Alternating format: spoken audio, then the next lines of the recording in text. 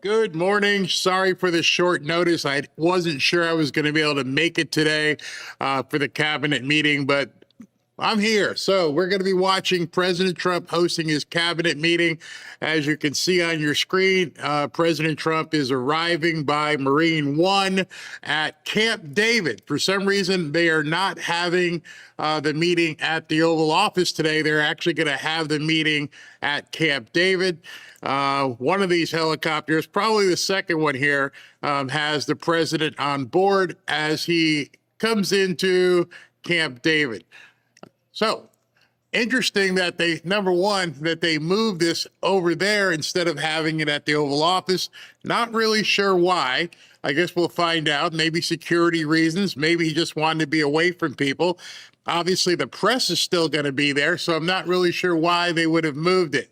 But President Trump is landing imminently. This thing should kick off rather soon. I'll let you guys just watch President Trump come on in. Again, apologize for the late notice. I didn't have time to promote it. I had to, Robin and I had a commitment the last 2 days. We got it done today. I got done at about 10:15, was able to jump over here at the studio and turn everything on and get going. So we shall see this. I think it's going to be pretty interesting, especially with everything that's happening in Spain right now. An actual invasion. We are watching a country being invaded. We are watching a country being taken over. We're watching a country being taken over without a single shot being fired. That to me is absolutely amazing. These men all showed up wearing nothing but the clothes on their backs. Some of them didn't even have the clothes on their backs. They're going to have to be housed. They're going to have to be fed. They're going to have medical attention. Everything. They're going to have to be clothed. And where's that money going to be coming from? Who is going to have to take care of that? Well, the Spanish people. Incidentally, because of the laws over there, the fact that they landed on that little part of Spain that's attached to Africa, they are now essentially residents of the European Union. And so this morning, Spain is actually ferrying some of these invaders to the mainland. It's absolutely insane. There was one video I saw, where a woman was smiling and taking videos, and this woman appeared to be white, and she was waving the people into Spain, not realizing what the heck she was doing. Absolute insanity. That these people don't recognize that they are inviting into their country the actual invaders that want to see them go away. Who knows what they'll do to certain women over there? It's insane. This whole red-green alliance thing that we're seeing between the socialists and Islamists and what they plan on doing and how the people are cheering this demise on as if they don't realize what the heck is going to happen. When we're seeing potential victims applauding and inviting these types of people into their country. Especially, you think to yourself, the whole LGBTQ crowd who, they've had to learn how to fly in some of these countries, yet they cheer them on. Well, anyway, President Trump is about to step off the helicopter here, so I'll let you guys take a look at that without running my mouth any further, and we'll get back to that.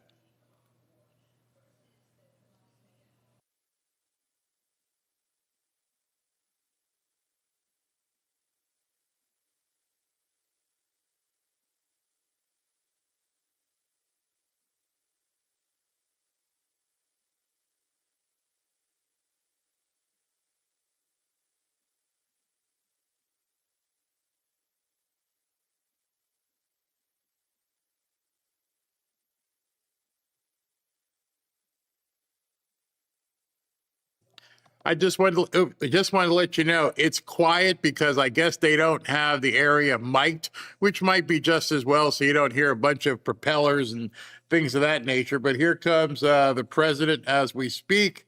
Let me just make sure. Yeah, I've got the volume all the way up, so there is no microphone there at this point.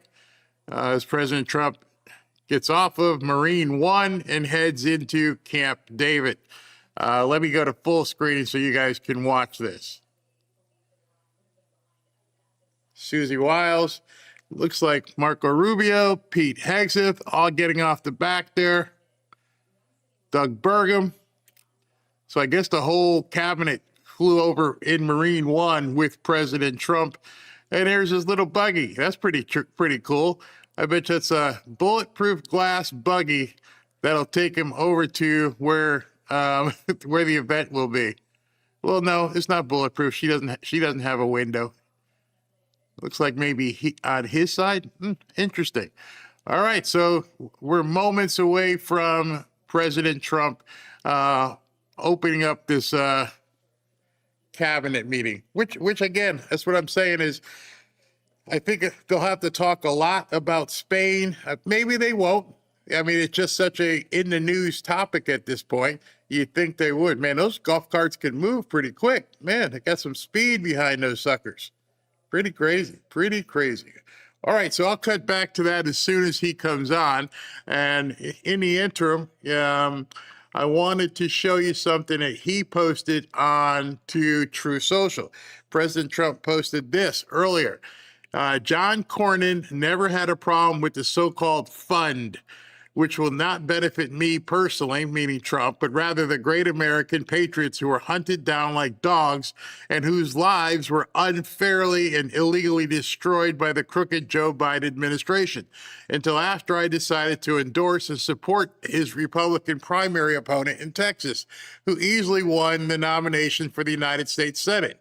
Perhaps there has never been a group of people treated so badly in our nation's history. They are suffering. He's talking about, real Americans who were targeted by Biden, treated so badly in our nation's history. They are suffering still, many ruined, and I felt they should be given compensation for what has been done to them.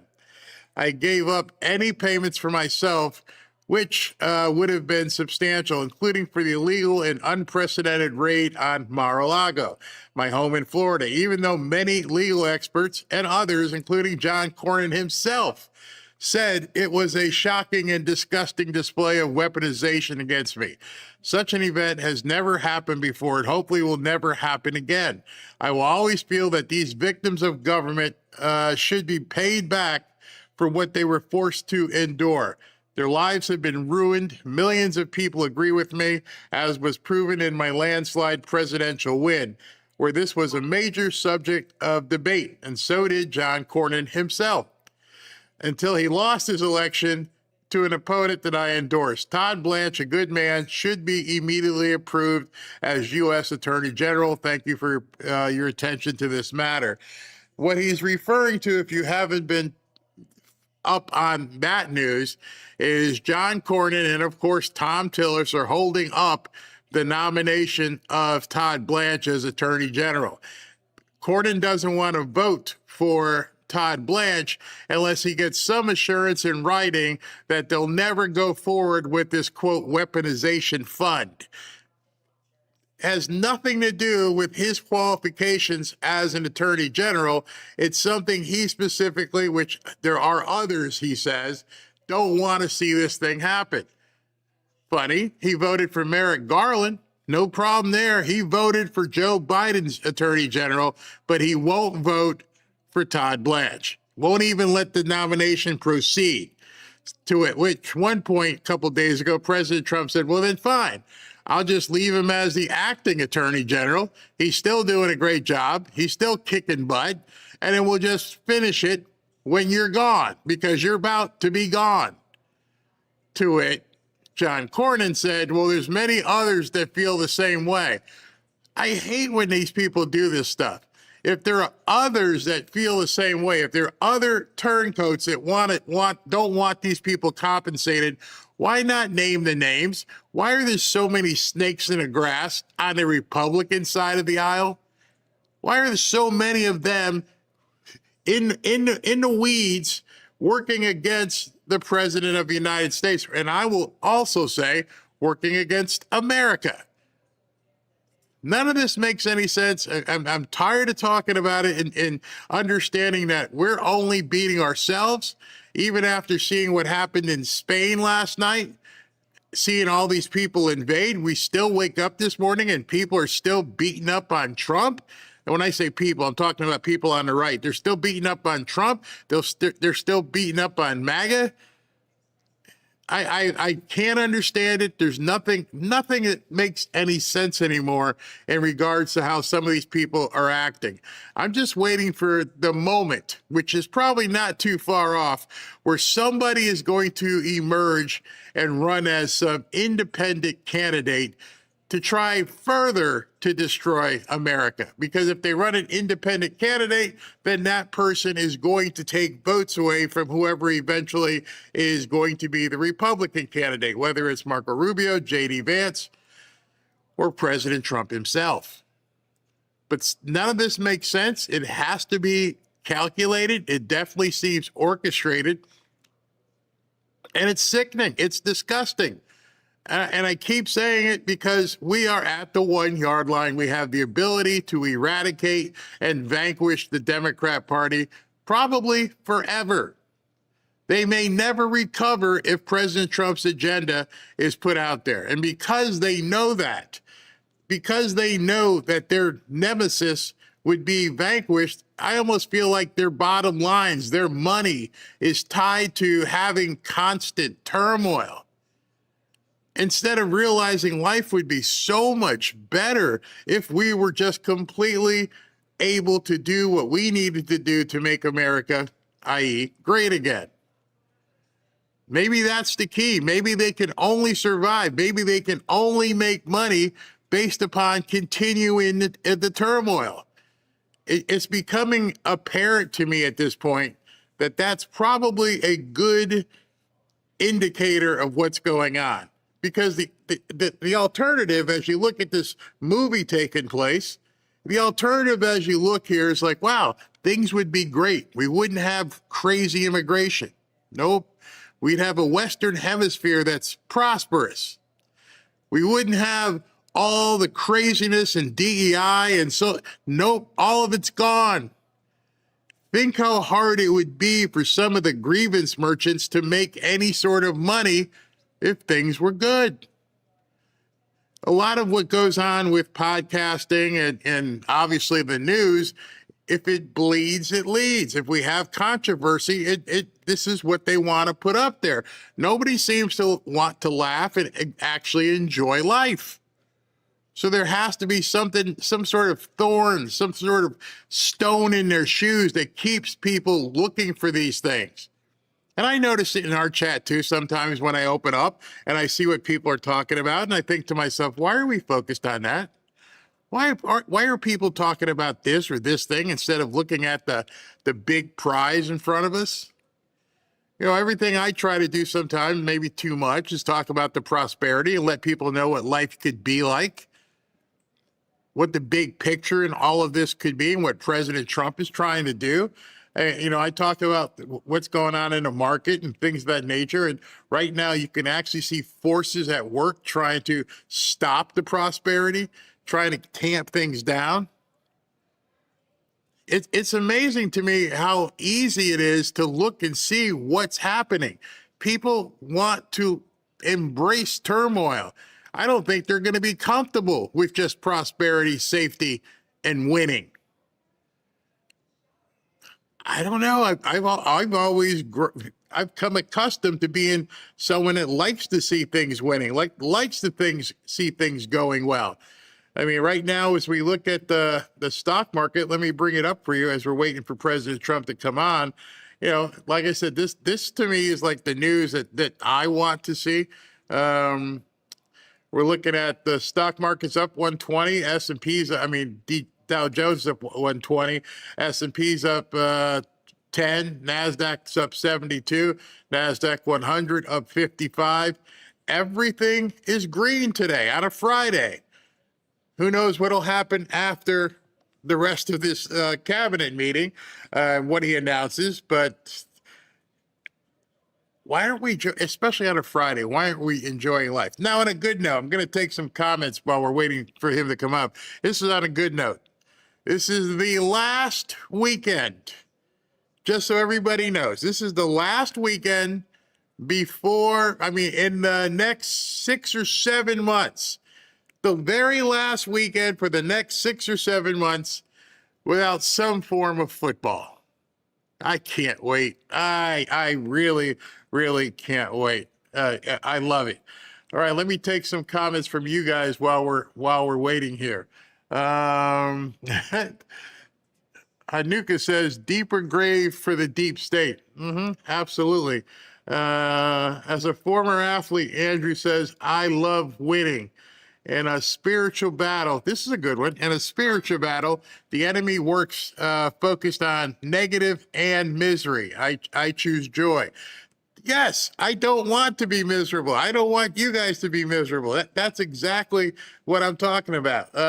Imagine how high it would be if Washington actually did the job. You guys are getting it. You guys are seeing it like, we wouldn't have to be fretting. We wouldn't have to worry. The agenda here is to make the Western Hemisphere amazing. And then it could be amazing for everybody. And yet we're mired on crap for some reason. Andrew said, yes, football, bring it on. September 5th for NCAA football. Is that when the kickoff classic is? I didn't know that. Let's see what else we got here. Watching the Colts training camp right now. Yeah, I know you're a diehard. If you're watching training camp and enjoying that, and then you probably are somebody who watches the NFL Combine and all these things, perfect, absolutely perfect. You're a diehard. Let's see, my team looks good. The Bengals, as long as Joe doesn't get hurt again. Tina says, I am living life and loving it. No time to waste. Exactly, no time to waste. Go for the gusto. Not a football fan, but I appreciate the joy it gives millions of people across the nation. How can you not be a football fan? I'm just kidding. Of course, you don't have to be. As an Englishman, I love American optimism and hate to see Europeans' attitudes taking hold. Man, I don't even know what's going on with the president or whatever he is of Spain, how he's actually, did you know they actually have a law that allows these people to do what they did yesterday? If they climbed the fence, you want to hear something weird? If they climbed the fence and tried to get into the country, the police, soldiers, whatever, can immediately, without any without any approval, send them back. If you climb the fence. If you come around the fence, if you come through the water, you have to let them stay. It is the most which is what they did for the most part. They came through the water. They came in boats. I think even 8 or 9 people drowned trying to get through. It's crazy.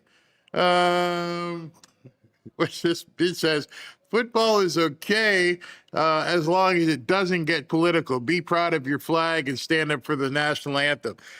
Even when they do that stupid stuff, and they had the thing on the back of their helmet, and they have the writing in the end zone, I block all that out. I want to see the game, the actual game. And one of the things that happened in the last couple of weeks is ESPN has cleaned house. A lot of the grievance merchants, they have fired them and have pushed them to the side. And if you watched, I don't know if you guys watch Stephen A. Smith much, but his stuff has even changed. Yesterday, he went after the Democrats and Fauci. And I'm like, what the hell's going on there? That was very interesting, to say the least. Let me just check something here. I'm not sure if I see him. I was checking to see if SB is in here. Where'd that go? I dropped my love of football when what's-his-face took a knee. Wish NFL was post-2017. Give it another shot. Seriously. When Colin Kaepernick decided he was going to kneel, yeah, it pissed me off too. I was completely disgusted. But over time, it has come back. And there are many, many, many players now who have openly come out and they're praising America. There's still some scumbags in there. I mean, when you're talking about that many people in one location, but now it's different. They're not doing that anymore. Might be a few guys, but I don't see anybody kneeling and doing that crap anymore. Barry invites Steven to come and join Trump's team. Steven who? Invite Steve to come and join Trump's team. I'm not sure who Steven you're referring to. Colin Capperbraids. That's a good analogy there. What else we hear? I wish I knew who Steven was. What else? I live the best life I can today because I don't know if tomorrow will come. Good point. Because I'm pretty sure there's a lot of people in Ceuta, Spain, who are living their best life, and they never realized one day they would open up and there'd be literally 40, 50,000 people climbing over their border, swimming across their border, and now breaking into homes. And see, it's one thing if these people were contrite and said, I need some help. I'm looking to come to a better life. That's not what they're doing. Don't let the left tell you that BS. Like yesterday in last night's show, I was talking about how Ayanna Pressley was saying they're great patriots. They love America. No, they don't. If you love a country and you really want to assimilate, then there would be no push 1 for English, push 2 for this, and push 3 for that. We wouldn't have to do that. You would assimilate. I don't want to turn into Andrew Dice Clay or anything, but you guys know the line. If you get out the country. I always felt that. I mean, it just pisses me off when I call someplace and they tell me push 1 for this, push 2 for something else. No. The language here is English. It is our official language. There should be no push 2 or push 3. That's it. That's what you have to do. I'm sick of that. I hate it. To me, it's almost an insult. I didn't call your business to try and, be. People say it's racist. Not racist. It's American. What do we got here? Regarding the invasion, and the few who didn't make it to the welcome mat, not all the young men are healthy. Someone hoodwinked these guys. Yeah. Barry, I live and die by, what's that say? By my charges for over 55 years. Go Boats. Well, you guys, it's so funny you mentioned the Chargers. The Chargers ended up getting our former head coach from the Miami Dolphins is now the head offensive coordinator under Harbaugh out in San Diego. I don't want to get too far in the weeds, but watch him cook this year. I don't ever think he was supposed to be a head coach. I think he's going to be a phenomenal offensive coordinator out there. My grandparents had to attend night school to learn English. Absolutely. Absolutely. Brandon Gill trying to make English our language of the U.S. It should. It'll never get passed because of these people and who they are. Good luck. Oh, sorry, Barry. Stephen A. Smith, he meant Stephen A. to become part of the Trump team. I think he's one of those people who closetly is going to be voting Republican because Stephen likes his ducats. He likes his money. I'm sick of having to press 1 for English and then get transferred to someone who doesn't speak it. I know that feeling, especially down here. I will end up handing the phone to Robin like, I don't know what they're saying. I just, can you talk to these people? I can't deal it. Where is Tua? Tua is with the Atlanta Falcons. He's contending for the #1 job there against Michael Penix. And they're both hurt. We're not even a full week into training season, not even a full week, and they're both hurt. Michael Penix is recovering from an MCL or ACL tear, and Tua, he hurt his back throwing a football. Don't get me started. Somebody here is a Pittsburgh Steelers fan. You got 1 year, bro. You got one last year. Aaron has already said he's done. He's moving on. So you got 1 year left with Aaron Rodgers. How about the customer service calls that are not in America and can barely speak English? That should be a rule as well. That there should be a rule that if I'm calling you on a phone and I'm calling you based upon you being an American company. I shouldn't be calling India. You should have people here somewhere that are answering the phones. Then we wouldn't need H-1B visas and all that stuff. Make all the call centers here. I'm spending my money in a store at an American store, handing my money probably to an American salesperson, and then when something happens, I got to call this number in India. My grandparents learned English but talked native tongue. Nothing wrong with adjusting. No, I mean, I knew many people who spoke really. My dad spoke very, very good English. But when he got around his boys, they went into some Jamaican pidgin thing where, I'd have to turn my head going, what are y'all saying? But when he got into a business situation, he spoke English. I don't have any problem people talking amongst their friends in their native tongue. Barry, my Seattle Seahawks are going back-to-back Super Bowl champs. You think so, huh? I can't say they aren't. They got an unbelievable defense.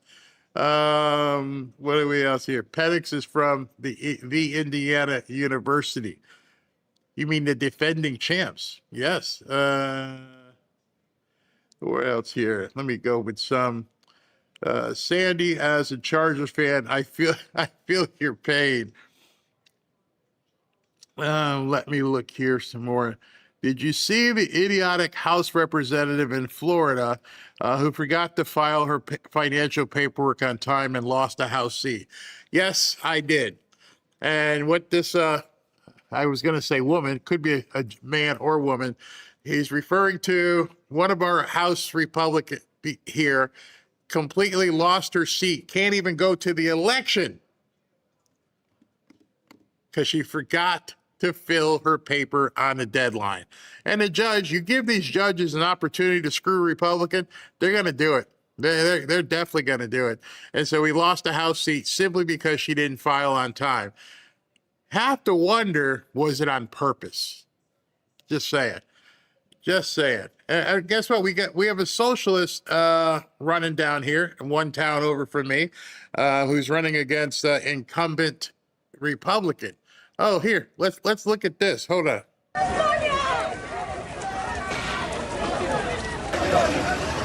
Almost surreal images of tens of thousands of migrants flooding from Spain, or into Spain rather, from Morocco. The stampede on your screen there turned deadly, and Spain has now activated its military. President Trump says this could be the U.S. if Democrats take the reins. And we'll soon know if Michigan Democrats...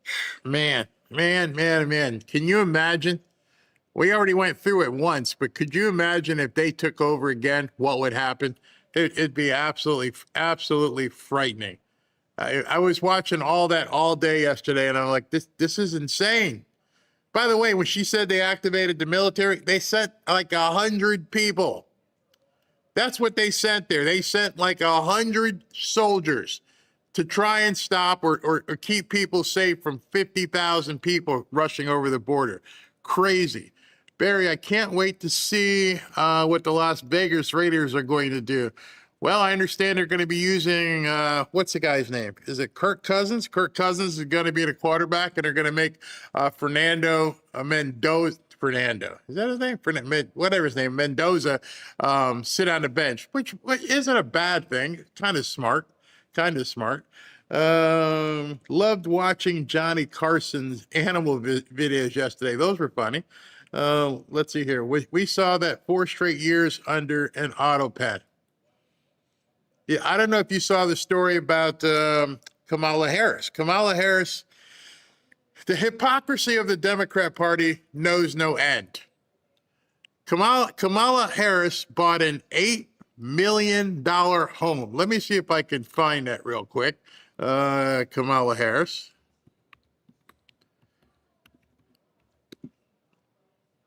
Let's bring this up. Yes, we have it right here. Kamala Harris. Oh, well, I can't do it because he just walked on and the thing has started. All right, let's go.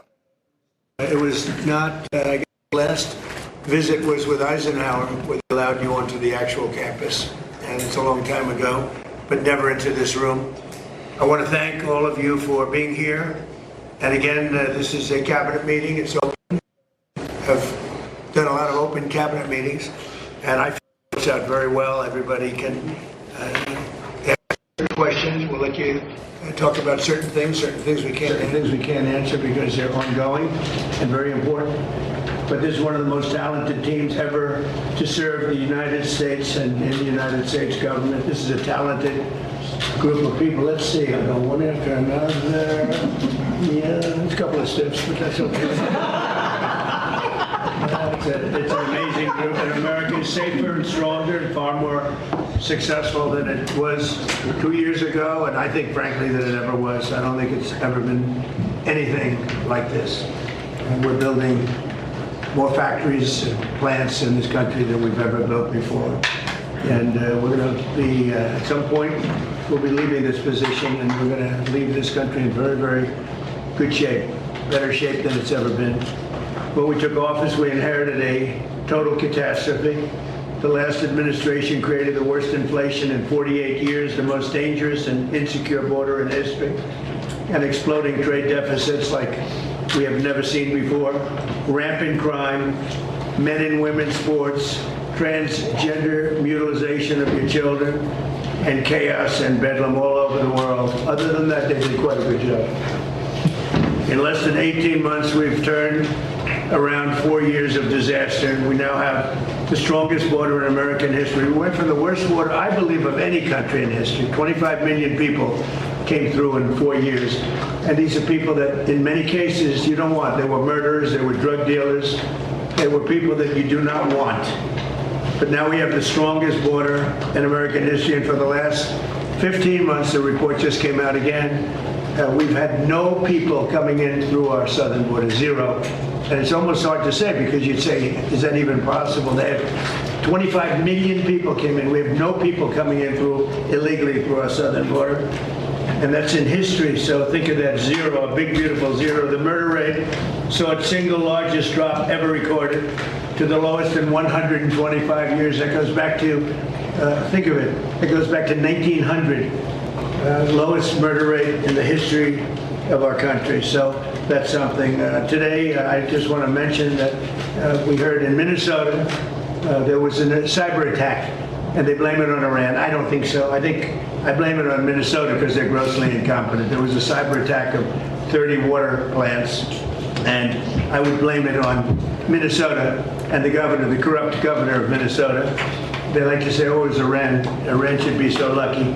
Iran's got bigger problems than worrying about Minnesota. This month it was announced that inflation is dropping at the fastest rate in more than 6 years. Walmart, Sam's Club, Giant Eagle, and others are slashing prices by hundreds of grocery stores, and all of the stores, I mean, throughout the country, they're slashing prices, something that you haven't seen for a long time since my last administration. The stock market has set 73 all-time record highs since the election. That means all-time record highs, 73 days out of a very short period of time. And the typical 401k is up by more than $30,000. And when you think of that, if you add another $1,000 to it, it will be, we set the record in the last administration, a record still standing. This administration is going to blow my last administration away. When the factories that we're building at record, and we're not building them, all over the world they're building. They're coming from all over the world. They're coming from Germany with the cars. They're coming from Germany. They're coming from Japan, South Korea, Canada, Mexico. From all over the world, they're building auto plants here because otherwise they have to pay tariffs. The tariffs have made our country rich and successful. And all of this, I mean, I'd like to say it was the election. On November 5th, it was the election, and that's fine. But without the election, you wouldn't have what I've done economically. So we have the most successful environment that we've ever had. There's never been anything like it from the standpoint of investment into our country. It's 5 to 6 times higher than anybody has ever seen, than any other country, not just us, has ever had. On July 4th, we launched Trump accounts, a key provision of our great, big, beautiful bill. And these tax-free investment savings accounts have already been activated by over 7 million children. These are investments made in our future, which is our children. Our children are the most important aspect of our future, with more being added each day. So it's a tremendous hit. Over 7 million, and really, it really just got going, I would say, Scott, about 2 weeks ago when it was, we got the final approvals. And we have over 7 million. Actually, there's never been anything quite like that. But millions of accounts are pre-funded with $1,000 from the U.S. Treasury or generous gifts from private donors like Michael and Susan Dell and others who have given billions of dollars, billions. People are putting up hundreds of millions and billions of dollars into it and buying really a great future for children. When they turn 18 or when they turn 21, instead of having no hope, no future, they will end up with hundreds of thousands of dollars and maybe even more than that. So it's going to be something to see. With modest additional contributions, they'll grow by numbers that should be, it could be over $200,000. We're looking at the timeline. I wish we had an economy like we have now with the stock markets going up, but they will benefit by our country being successful. We're going to give every child a head start on the American dream. So go to trumpaccounts.gov. They're really something. The whole world's talking about it, and it's far ahead of schedule. Nobody thought it would be as successful as it's been, but it should be. It should be. And we start them off with $1,000, and this was part of the great big beautiful bill. With my most favored nation policy, you could say this is even a bigger thing if that's possible. On drug prices, we're achieving record discounts on prescription drugs. The prescription drugs were going through the roof for many years, and now we're getting record discounts with price differences of 300, 400, 500, 600%. Nobody's ever heard of a thing like that. And what this is all about is that we had the highest prices anywhere in the world by far. Most expensive drugs, prescription drugs, and others. The highest in the world. The whole world was laughing at us. We paid for the rest of the world. We subsidized the whole world. And I said, we're not going to do that. And I started it in the first administration. I took it up. Obviously, Biden wasn't able to do anything about it because you had to get the consent of the drug companies, and you had to get the consent. More difficult would be the consent of other nations. The other nations had to agree, but they were paying a fraction, sometimes 10%, 20%, 40%, 70% less. So I had to call them and I had to get them on, and I said, if you don't do it, we're going to have to charge you tariffs.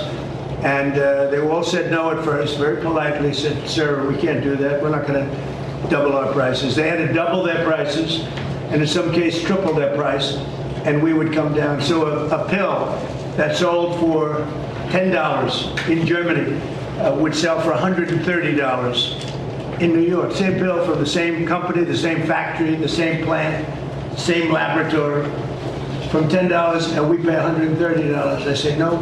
Now the world is a bigger place, so it's not as bad as it sounds for them. So they went up to 20, and we came down to 20. So we now have the lowest drug prices anywhere in the world. We're tied with the lowest, but we're basically its favored nation. So we have the lowest drug prices anywhere in the world from the highest drug prices anywhere in the world. Now, what that does for your health care, I mean, I see these fake polls where the Democrats have wonderful numbers on this stuff, and they are horrible what they've done. Obamacare is a total disaster. It's a costly wreck. It's unaffordable. We call it the Unaffordable Care Act. It's a disgrace. They never even thought of being able to do something like this. They didn't even try. They didn't even try. So I got the drug companies first, and then I got the countries. And the drug companies agreed because they knew the countries wouldn't agree. And when I called Germany, France, when I called the UK, when I called all of these countries, I said, you got to do it. It's unfair. We're paying 10 times more than you're paying for the same drug. You can't do this. And they said, well, we're not going to do that because we're going to have to double our price in order to make you happy. I said, no, maybe you're going to have to triple your price. They said, well, we can't do it. I said, that's all right. If you can't do it, then I can't do something also. And I'm going to charge you very substantial tariffs, which are far more than we're talking about. And they all said, we'd love to do it. We'd love to do it. It would be a great honor to do it. So nobody else would do this. This would have never happened. So your drug prices have gone down by numbers not even thinkable. In my first term, I had the privilege of having lower drug prices from the beginning of the year till the end for the first time in 28 years, you remember. And I called a news conference to announce it. So the year had ended, and I was turned out 1/8 of a percent. 1/8 of a percent, little tiny this much. It went down that much during 1 year. First time in 28 years it went down. It was always like this, just up, more expensive. And I called a news conference. I was so proud of myself, and I said, ladies and gentlemen, the first time in 28 years drug prices have gone down from January till the end of December. And I want to just congratulate everybody for being a part of this wonderful experiment. And 1/8 of a point. Now we're talking about 400, 500, 600% coming down. We pay the lowest drug prices anywhere in the world from the highest. So, and I'll say it again and again because the press doesn't want to report it, the fake news doesn't want to report it. They don't want to talk about it. What that does for healthcare, Bobby, is unbelievable because medicine's a big part of healthcare. So I wish that people would understand that, and I hope they're going to vote for us in the midterms because you'll see some stuff that will be horrible because they can blow it very fast if they don't know what they're doing. So your drug prices are great. I saw Spain yesterday, and I watched the catastrophe that took place. It looks like an invasion of a country by hundreds of thousands of people. And that same thing's going to happen to us if the Republicans don't get elected, except worse. Much bigger, much easier to get into, despite the fact that we have built thousands of miles of wall, which I said we were going to do, but we didn't have that, forget it. But we have the safest border in the world. If we're not in office, our country will be invaded at levels that made Spain look small time. And when I watched it, I said, boy, I'm going to say it because I knew you were going to be at Camp David. And I say, that's going to be a talking point for the midterms. Because when you look at what happened to Spain, they don't know what to do. And it's happening again today. They're coming in by the tens of thousands. They're just invading the country. And what that is weak law, bad management, but very liberal law. They passed a couple of laws, and people read. People are smart. They read from other countries, and they swam that 3-mile swim, or however they got in, but nobody's seen anything like it. That will look good compared to what's going to happen to the United States. The biggest thing, the worst thing that Biden did is allowing 25 million people into our country, because many of those people are criminals. They're murderers. A lot of murder. 11,888. A lot of them are gone now. We got them out. But they allowed people to come into this country that you can't allow to come into a country. We're also making an unprecedented investment in the United States Armed Forces, where we're doing great. And we rebuilt the armed forces. We rebuilt our military in my first term. But we are doing great with our military. They spent a lot of money in our military. They gave away $300 billion worth of ammo and everything else in Biden's term. But we're building it up fast, and we just have a great military. That's all there is to it. But we rebuilt it in my first term, and we're using it in my second term with Venezuela and other places, and Iran now.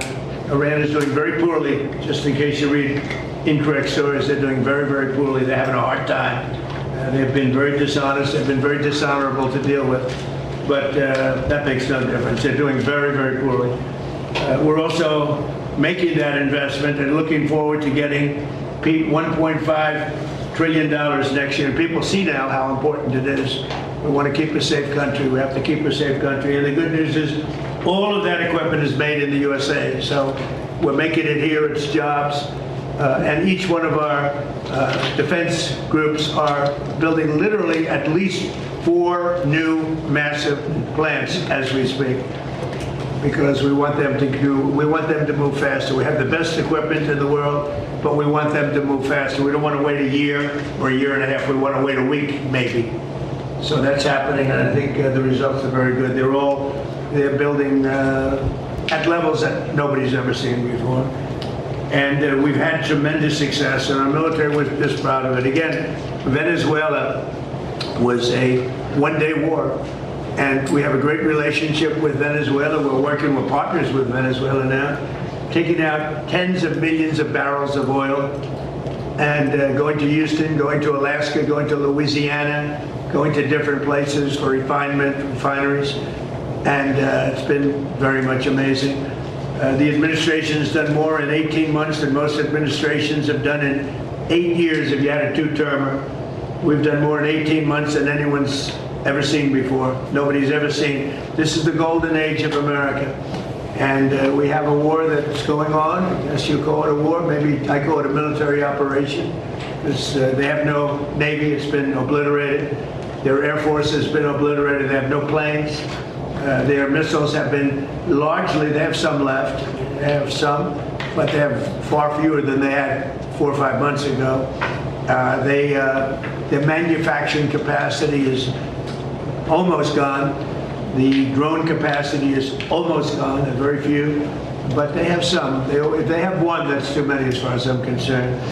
But we've done an amazing job with Venezuela. We've done an amazing job here. We're in there for 5 months, and I know that people like to say, because we did a much bigger job, much more important job than we originally anticipated. So we're in there for 5 months, and if you look at Vietnam, they were in there for 20 years. You look at Afghanistan, they were in there for many years. You look at any one of the wars, Korea, any one of them, they're in there for many years. We're in for 5 months, and we have obliterated their military capacity. Again, they've got some left, but soon they won't have some left. So I just want to thank everybody around this table. You've been very special. I want to thank a lot of the media people, because many of you have been very, very fair and that's one of the reasons you're here, frankly. But you've been very fair. You've covered me this time much more fairly, I think, than the first term. The first term was a great success. We had the greatest economy in history in the first term, and this term is going to blow it away. I think this term is going to actually blow it away. So it's an honor to have you, and I'd like to ask our great Vice President, J.D. Vance, to say a few words, followed by Marco and Pete and Scott and Bobby Kennedy. Okay? Thank you very much, everybody. Please, J.D. Well, great. Thanks, Mr. President. First of all, thanks for having us at this historical and beautiful place. And it's an honor to be on the team, an honor to be able to work on fraud, which is what I'm. Though I know we have a lot of things going on. This has been an amazing team, from Kelly Loeffler at SBA to Doug at the VA to Todd and Bobby Kennedy. This really has required a whole of administration approach to try to tackle fraud. There are a few things that I want to talk about and celebrate. The first is that just since the beginning of the fraud task force that I started under the president's leadership and direction, we have identified $230 billion of fraud that's being perpetrated against the American people, and we have halted already $56 billion of that. It's sometimes hard, once the money has already gone out the door, it's hard to get it back, but stopping it from going out the door is how we save the American people. $56 billion, and of course we're going to keep on working on that. Just today, Mr. President, we will announce 17 new anti-fraud actions that will total about $1/3 of $1 billion, and that's added to the $230 billion that we've already uncovered. And I want to just talk for the benefit of the American people about why do we care so much about this? Because what I always try to remind people is that fraud has two victims. So to give one concrete example, there is a program that is administered by Medicaid. And that program ensures that low-income moms and low-income babies have access to neonatal care. Now, I think most Americans probably share my view that this is one of the great things about the United States of America, that if we see a baby and we see a young mother that requires help, we help our fellow Americans. That's a good thing. It's something that we should be proud of. And yet, there is a program that has defrauded the moms and the babies who benefit from these. You've gotten people who've gotten rich by setting up false companies that are providing false services. So who loses in that equation? Number one, of course, is the American taxpayer that is $230 billion poorer because of the fraud that this country has let go on. But I actually think most importantly is that we've seen that program run out of money. So we've seen moms and babies unable to access the health care that they need because the fraudsters have gotten rich. That is a disgrace. And until the president ordered us to stop it, no one was doing anything about it. So we've made a lot of progress, Mr. President, in just under a year. But we're going to keep on working at it because we believe the American people deserve to have their money spent as you and the Congress have directed. There's big numbers you're finding, tremendous numbers. They look like Elliot Ness. Does anybody know? They look like that group of people you have lined up behind you. They're doing a great job. Yes, sir. Billions, think of not millions, billions of dollars is being recovered, billions. And you haven't seen anything yet. We have things happening that people aren't going to believe. The level of corruption and fraud that took place under the Biden administration is unprecedented. And Minnesota, California, Maine, believe it or not. You know, you think of Maine as this wonderful place. Yep. It's the level of corruption is incredible, all over the place. So, great job. Thank you very much. Thanks, sir. Okay, please. Oh, my turn. Well, first of all, thank you for bringing us out here. I got the chance to drive for the first time in a year and a half, which is the golf cart. It was fun. It was great. And so just a couple points that we all know. We've followed in the news, obviously, the events in the Middle East, and others who can talk about that. Not that they're not important, but there's some other issues happening around the world, Mr. President, that you've shown great leadership in that have not gotten nearly as much attention. I think they deserve a mention today. The first is the International Criminal Court is an illegitimate international organization that, frankly, illegitimate. They've made themselves illegitimate because they claim that even if you're not a member of that court, they can come after you. And what that literally means in the future is that American servicemen, political leaders, and others could find themselves under indictment by this International Criminal Court. If you want to know a little bit about it, Jack Smith used to work there. These are the people that think they can go out and basically indict any world leader and haul them into The Hague. So we tried to get them to reform and listen to us. They wouldn't do it. They're very arrogant. We've now begun an effort to really try to bring that court to heel. By the way, there's no information that they're after me. It could happen. But just so you know, just keep talking about it. I'm saying that means that maybe he's not trying to defend me. He is trying to defend Bibi and various other people.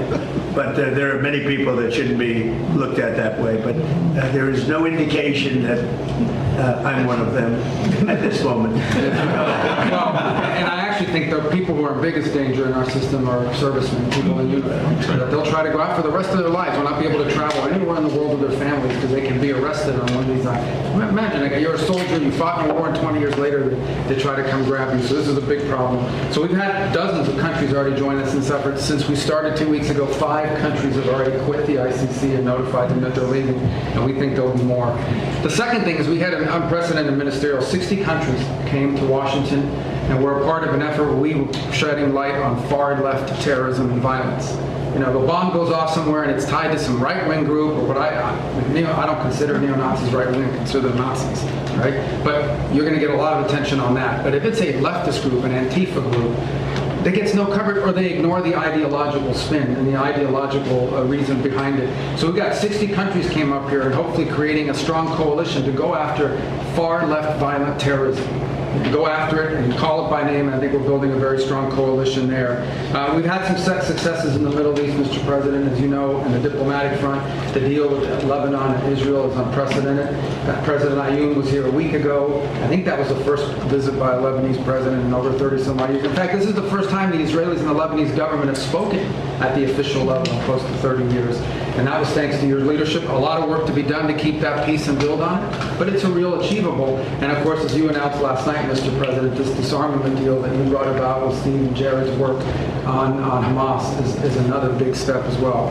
It's something a lot of people thought would never happen. It needs to happen, but the fact that even agreed to it is real achievable. Last point is on the Western Hemisphere. For the first time in 15, 20 years, the overwhelming majority of the countries in the Western Hemisphere are now led by pro-American leaders and pro-American governments. It's an extraordinary achievement, all of it happening through virtually every election that's happened in the Western Hemisphere since you were elected president has elected someone who was pro-American. And I think this is an incredible situation. And last but not least, and I have to thank a number of agencies here, particularly the Department of War, after that terrible earthquake in Venezuela, within 36 hours, the full force of the American government was on the ground providing humanitarian assistance. It was a sight to behold. The USS Ford, I think, was in their port. Our Marines and armed service personnel were helping run their airport and their tower. It is one of the fastest, most dramatic, and most effective humanitarian responses, certainly in recent history, if not ever. And they came at the direction of the president. In fact, within an hour of that earthquake hitting, I remember because I was overseas, the president called and said, make sure we go in there and help these people recover from this. And we did. And thanks to your leadership, Mr. President. It's a great story. Enough needs to be told about it because the credit goes to so many agencies represented here today, but really the Department of War's effort was phenomenal. So thank you. Yes, sir. Thank you very much, Marco. And just before we continue, I want to just congratulate Jay Clayton. He's with us today. As you know, he just had a big victory. He's going to do a fantastic job. He's only done his whole life has been about doing a fantastic job. Congratulations.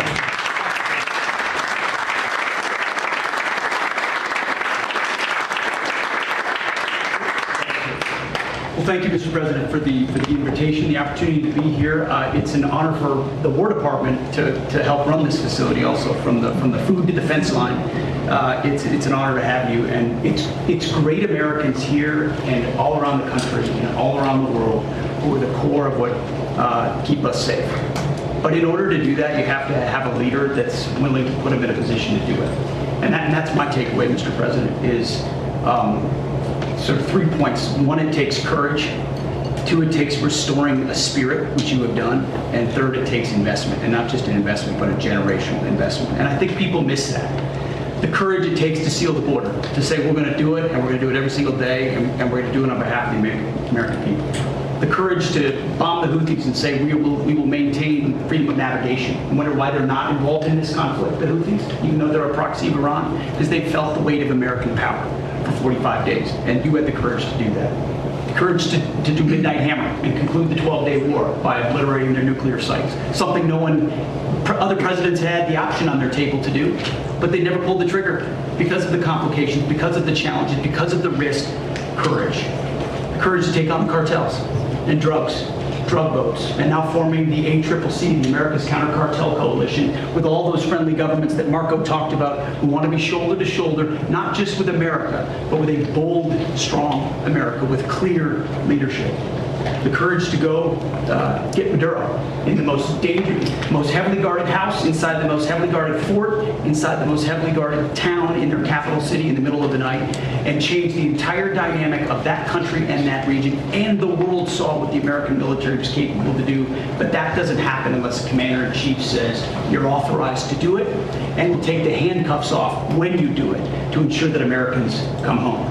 The courage to undertake epic fury and this Iranian regime and ensure they never have a nuclear weapon, which remains your commitment. And frankly, the courage to negotiate with people that have shown no willingness to do so honestly, with incredible negotiators who are the best in the world, and give them every opportunity to do it, give those things up peacefully. All of that takes guts. But that comes on the backs of a change in the spirit of our department. You talk about spirit all the time, and you're right to do so. When you rip out DEI, when you rip out social engineering and social justice, and you put in merit, and then you untie the hands of commanders to be commanders, to enforce discipline and accountability, to get back to basics, then you get historic re-enlistment inside our ranks. Our best people, Mr. President, are staying because they want to be in that kind of department. And then historic recruitment record amongst young Americans every month. Our department breaks records. And when did that trend line start? On Election Day, 2024, when the American people said, I want to serve under this president. And that new name, the Department of War, has become the ethos, the warrior ethos of our department. Again, spirit. And I will know the flyovers will indeed continue until morale improves. But that's also spirit. Parades, 250, flyovers, the American people seeing and feeling their military in ways they have not in the past. That's spirit.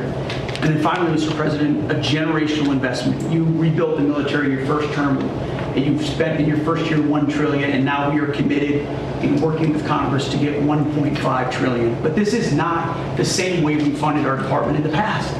This is a businessman in charge. This is a deputy secretary of our department who's a turnaround guy, just like the president is, saying we will not fund money, we will not fund the department the way we have in the past. In fact, so far, $75 billion in private investment from defense companies who are now investing in new plants, new equipment, new assembly lines to build the munitions of the future faster than ever possible. That's saving taxpayer dollars because the companies themselves are investing. That would never, the arsenal of freedom would never happen without you. So just like we use a lot of the things Ronald Reagan's building was a part of, in this administration and in future administrations, they will look back at Donald Trump and the buildup that he has done, and that will be, the deterrence of the future will be established because of your investment. So thank you, Mr. President, for your leadership. Thank you. Scott, please. Mr. President, it's an honor to be here in this historic place as we celebrate our nation's 250th anniversary. And I think if we look back, whether our founders, President Washington, Thomas Jefferson, Alexander Hamilton, could not have imagined the economy that we would have created. It is the envy of the world. And as you said, we have record investment coming in. We've never seen anything like it. And we're pulling away from the rest of the world because of your leadership, the policies that you did from day one in terms of digital assets, in terms of technology, and bringing back American manufacturing. You've done it again. You had the incredible economy during your first term, and we are seeing that carry over here. And it is in stark contrast to the Biden economy, which was government jobs, government spending, and high inflation, the worst inflation in 50 years. And with the working families tax cut, which I will add, every Democrat voted against. Every Democrat voted against. It is the perfect barbell for this economy. On one side, you have full expensing for factories, for equipment, for farm structures. On the other side, your four signature policies, promises made, promises kept, no tax on tips, no tax on overtime, no tax on Social Security, deductibility of auto loans if you buy an American-made car. And the Americans are starting to feel it. Core inflation is low. Consumer confidence is strong. We have the highest consumer confidence, came up today, in 5 months. And Main Street is back. Small banks are lending, thanks to your policies. Small banks, community banks are lending again. And the Americans are starting to feel it. As you said, these Trump accounts are the most successful program launch in government history. We've had 7 million families sign up with them. We're going to get to open enrollment, and we will have 70 million families who have signed up for this. 38% of American families, households, have no exposure to our great equity market. And thanks to you, we're going to have an ownership society. An ownership society. You were one of the first presidents to create assets for the American people, not more debt. We had the biggest tax refund season ever. Trade deals, tax cuts, energy dominance, and the regulatory efforts. America is ushering in the greatest reshoring wave in our history. In June, our manufacturing sector expanded for the 6th straight month. We've got construction jobs, and those are going to lead into manufacturing jobs. We've got Main Street prosperity. Real wages are up $1,000. And sir, what you've done again too is the bottom 25% of wage earners, just like in your first term, are outperforming the top 25%. This is a working families administration. In the past year, that group had real wage or had wage increases of 5.5%. They have 3 times what the top end has done. So you've done it again, and these are private sector jobs we are creating. As you often say in these meetings, we could have created 1 million, 2 million government jobs, but we didn't. The private sector is creating. We've got incentives, we've got money coming in, and we are rebuilding. And then our energy dominance, thanks to you and these policies, you can come to the U.S., you're going to have regulatory certainty, tax certainty, and energy certainty. So it is the best place in the world to build your factory.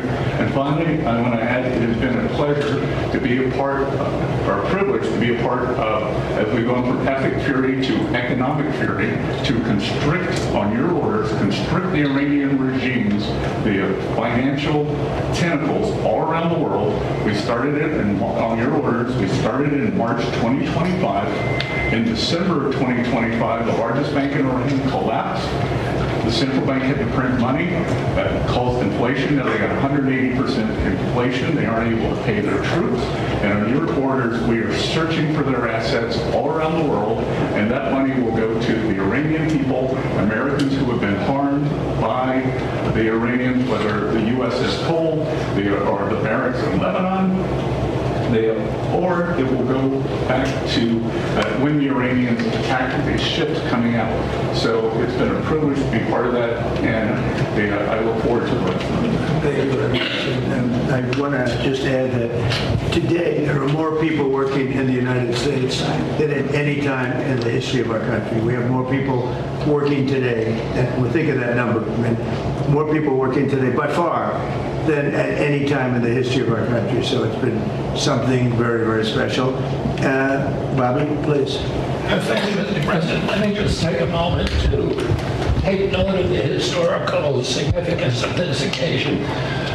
Before the press came in, you asked all the cabinet members who had been to Camp David before, and I think about 3/4 of them had. I raised my hand, but I haven't been here for 62 years. I came here on weekends, as many weekends as we could between 1961 and 1963. My father loved this place. My uncle loved this place. Nobody knows about this because it's on the history books, but he was resentful at Dwight Eisenhower for renaming it Camp David. And if he had made it to his second term, he was going to rename it Shangri-La, which was the original name that Roosevelt had named it. But my uncle prided himself on being the most open, transparent administration in history. He was the first president to have televised press conferences. During his 1,000 days in office, he had about 30 press conferences. You, Mr. President, had press conferences every day. And here you've opened the inner sanctum of the presidency for the first time in history, and I think that's a beautiful thing. Because you also face, although you gave these guys a lot of compliments, the most hostile press corps that any president in the United States history. I was trying to So, anyway, I'm going to talk just briefly about a subject you alluded to, which is the MFN, and just so everybody has the background, you were here to every president promised to fix that disparity between what we pay and what the other developed countries pay. When you came into office, the list price for Ozempic was $1,350 for Americans. You can get it at any pharmacy in London, Hamburg, Frankfurt for $88. And this, every president, President Bush, President Biden, President Clinton, President Obama, have all promised fixes. None of them did anything. You fixed it. But today,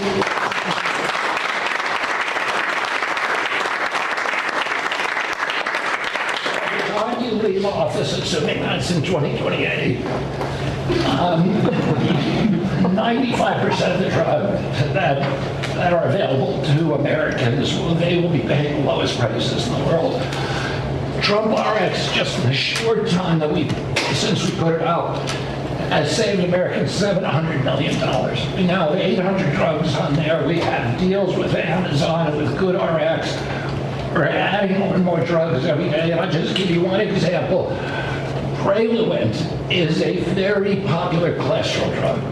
Its list price is $522. That's what everybody's paying.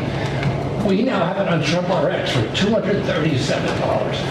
That means that the 300,000 Americans who take that drug will be saving $3,700 a year on pharmaceuticals every year. And you can apply that across the board. This is going to change. It's making pharmaceuticals affordable, the most affordable in this country of any country in the world. Well, thank you, Mr. President. How are you doing on the autism research? We will have an answer for you. We just got So important. Okay, we'll be talking about that. We'll be having something of interest. Such an important thing. There's a picture of your uncle right there on the wall. I know he's looking handsome guy. And that's quite a picture. Did you see it? Yeah. So maybe that gave you the idea to start out that way, but it's quite a picture. Any questions? Mr. President, Mr. President. Go ahead. We've seen these strikes between Iran and the United States for the past 2 days. How do you go about reviving the ceasefire and getting diplomacy back on? Well, I think we just want to win. We just want to win. We're doing very well. We're trying to be nice as you can be in a situation like that. But they're being decimated. They have no navy. They have no air force. They have no anti-aircraft. Doesn't mean they don't have any capability. They have some, but very little. We just want to win. We don't want to have them. It's very simple. They cannot have a nuclear weapon. Iran will not have a nuclear weapon, and they can't have a nuclear weapon. If they did, the Middle East would have been wiped out by now. If I didn't stop the JCPOA, the Obama deal, if I didn't terminate that, they would have had a nuclear weapon. I believe Israel would no longer be with us in big parts of the Middle East and perhaps other countries in different continents, frankly. These people are crazy. So they cannot have a nuclear weapon, and they won't. Mr. President. Over the next 4 weeks, 8 weeks? We'll be hitting them. We'll be hitting them very hard. And at some point they're going to say, we just can't take it anymore. Mr. President, on the disarmament deal that you announced, do you have assurances from Israel that they are on board with this deal? And what comes first? Does Israel pull back and then Hamas disarms, or does Hamas need to disarm and then Israel leaves Gaza? We do have an understanding with Israel. Israel is very happy about it. Israel helped us. And they've been very good. They've been very good about it. Most people said that would be a deal that would be undoable. Now, will it go through its ups and downs? It's a very complex situation over there. The people are very complex and difficult. Many cases wonderful, many cases not so wonderful. But that will be it's a great breakthrough. Nobody's ever thought that would be possible, to disarm Hamas. That shows you how much success we're having with Iran. Because if you go 4 months ago, 5 months ago, a deal like that would have been impossible. So it's a big step for the Middle East, and people are really impressed by it, and they're surprised by it. And what comes first, Mr. President? What comes first? Mr. Infantino speak to you about the proposal to sell a stake in the World Cup, and is that something you support? About who?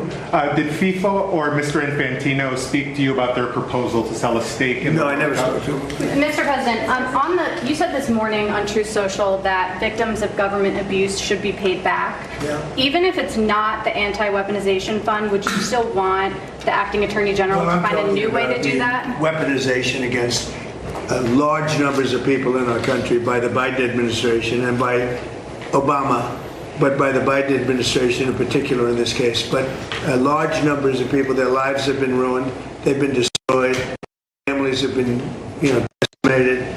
They've gone to prison for no reason whatsoever. There's never been a group of people, most likely, I can think of a couple that were treated pretty badly, groups, but there's essentially never been a group of people treated so badly as these people. And this fund was not for me. This fund was for those people that have been weaponized, that have been abused. Now, I was abused. They attacked my house, Mar-a-Lago, where I live. And big damages should have been given to me. I don't want anything. I'm not talking about myself. I think that there's a group of people in this country, history will show, that were treated like nobody else has ever been treated. So badly, so horribly. Their families have been ruined. Many, many suicides. They've committed suicide. People that were very successful that wanted to go to a rally or an event and ended up spending the rest of their lives in horror. No, so you can say what you want about the fund, and they've agreed to not have a fund. But there are a lot of people that are very upset about it. A lot of Republican people, a lot of Democrat people are very upset about it. A lot of people were covered. I wasn't covered by that fund. I don't want to be covered by the fund. I probably was abused more than anybody in the history of our country. But I wasn't looking for that. But there were a lot of people. And I'll tell you something, Todd Blanche is a very, very good man. And he shouldn't be in the middle of this. He should get approved, because you will never get anybody like him. You're never going to get anybody.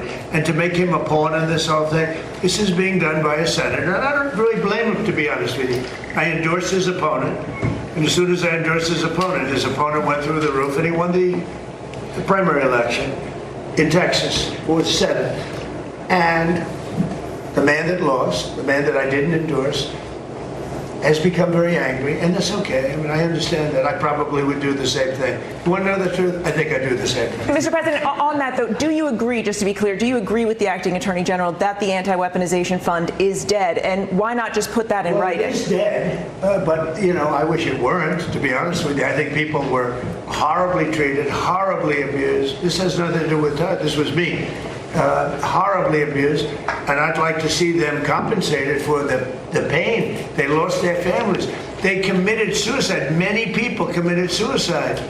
They went down for an innocent journey.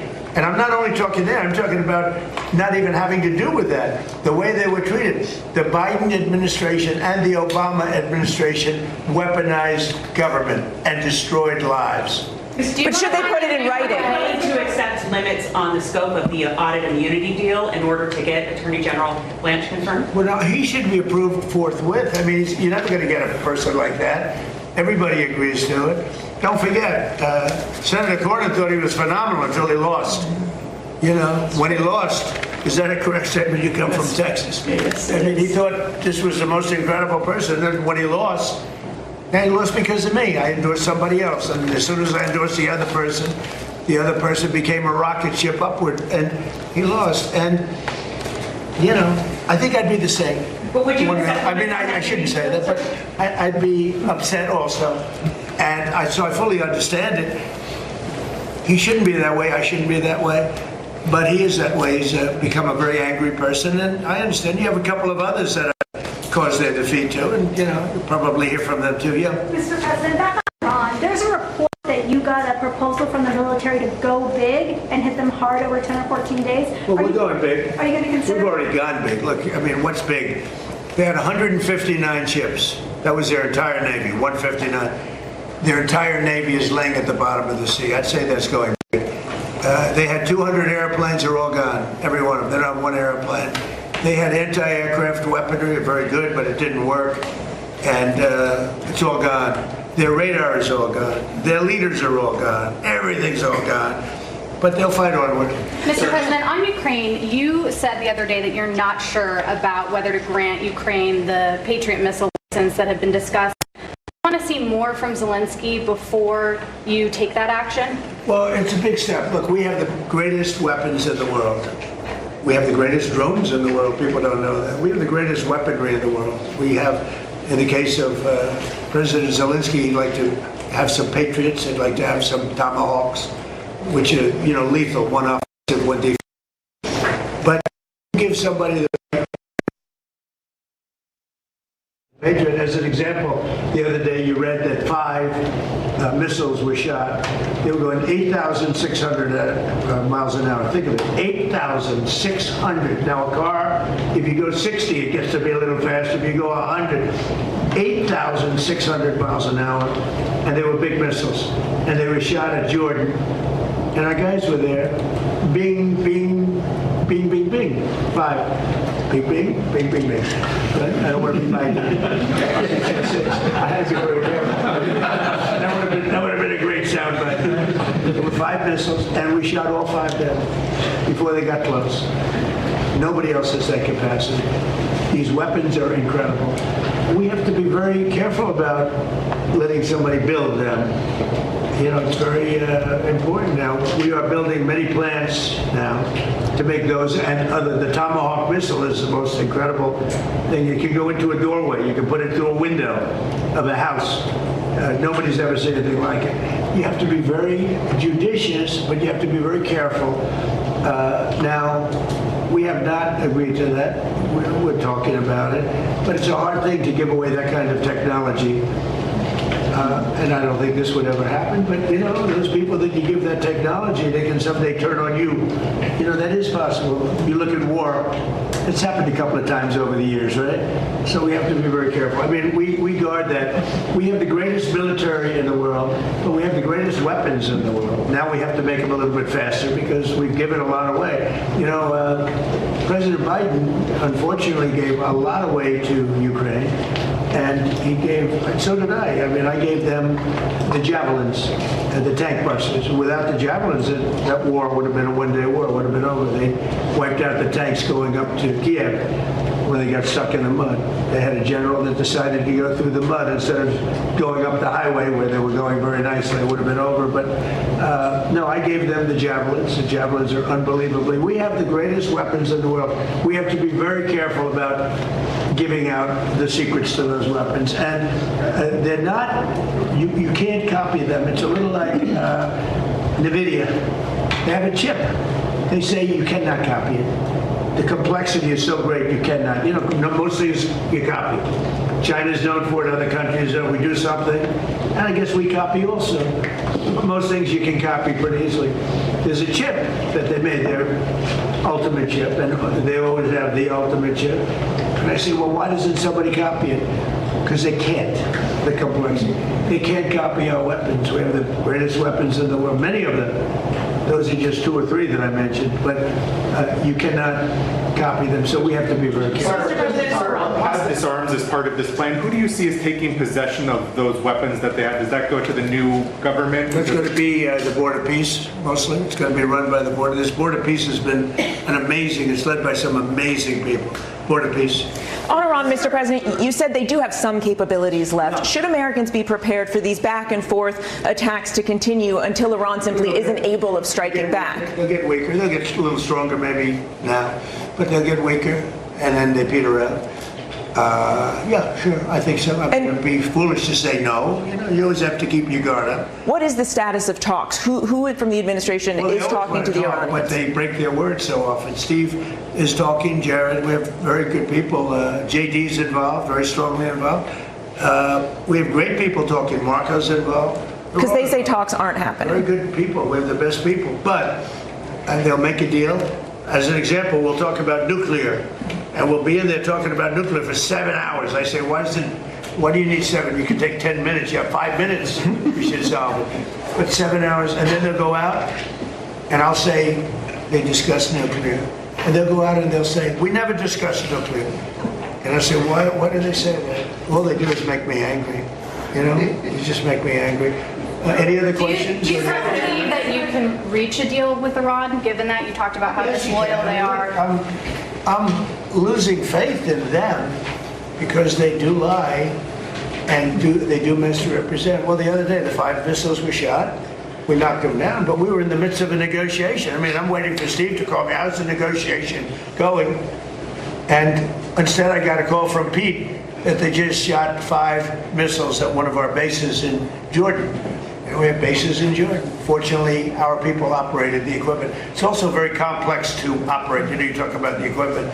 It's you have to be, oftentimes you see, when did you go to school? MIT, Caltech. I mean, you know, they go to schools that are not as normal for the military, to be honest with you. We have unbelievably brilliant people operating that equipment. And when you don't, you know, the equipment, the shots miss, the safety misses, or the accuracy misses.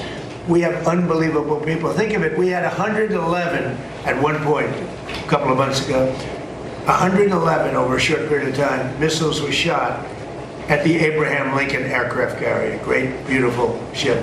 One of the most beautiful ships to me, design-wise. 111 missiles going out.